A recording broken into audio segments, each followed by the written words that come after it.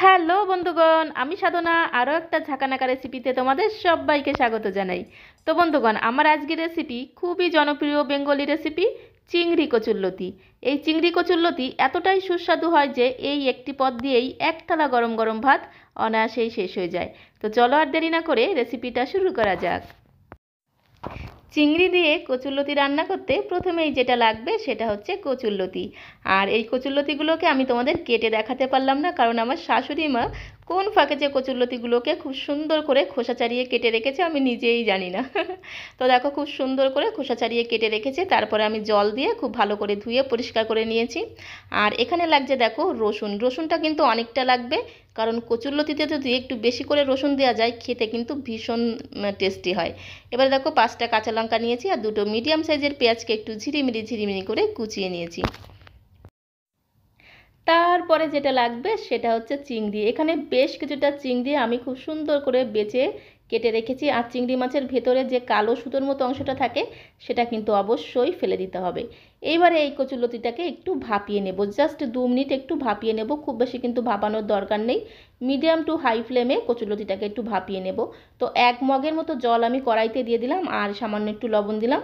এইবার একটু কচুরলতিগুলোকে জলের মধ্যে দিয়ে গ্যাসের ফ্লেম মিডিয়াম টু হাইতে দিয়ে ঢাকনা বন্ধ করে মানে ধামাচাপা দিয়ে কচুরলতিগুলোকে জাস্ট 2 মিনিটের জন্য একটু ভাপিয়ে নেব।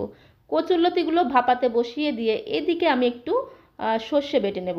তো দেখো, এখানে আমি শিলনোড়া নিয়ে নিয়েছি। এইবারে আমি দিয়ে দেব 2 চামচ কালো সর্ষে আর দিয়ে দেব 4টে কাঁচা লঙ্কা।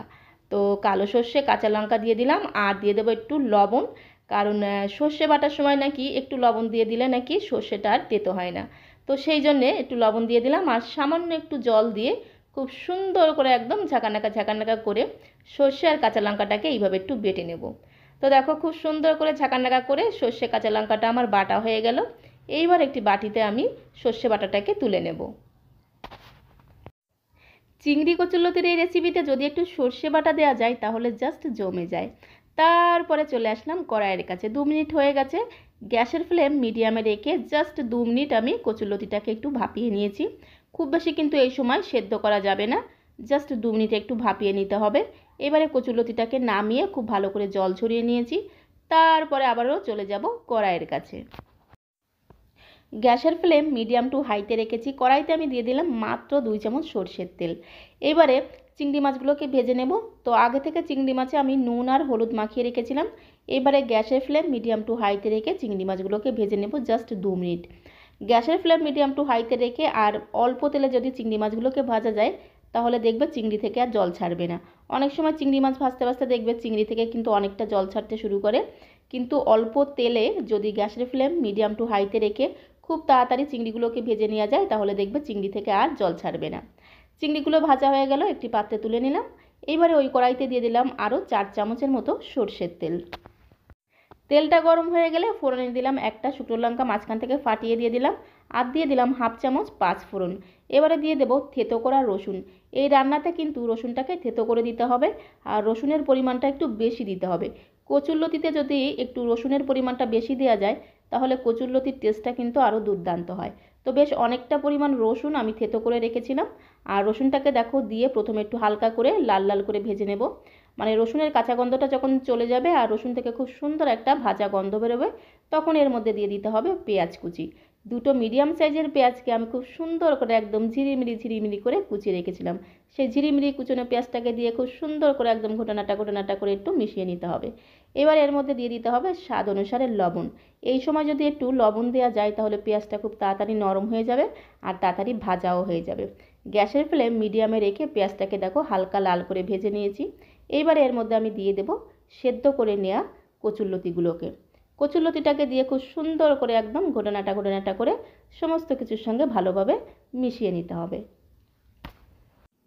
কচুরলতিকে সমস্ত কিছুর সঙ্গে খুব ভালো করে ঘটনাটা করে মেশানো হয়ে গেলে এর মধ্যে দিয়ে দেব সেই সর্ষে বাটা, মানে যে সর্ষে আর কাঁচা লঙ্কাটাকে আমি শিলনোড়ায় বেটে রেখেছিলাম সেই সর্ষে আর কাঁচা লঙ্কা বাটাটা দিয়ে দিলাম।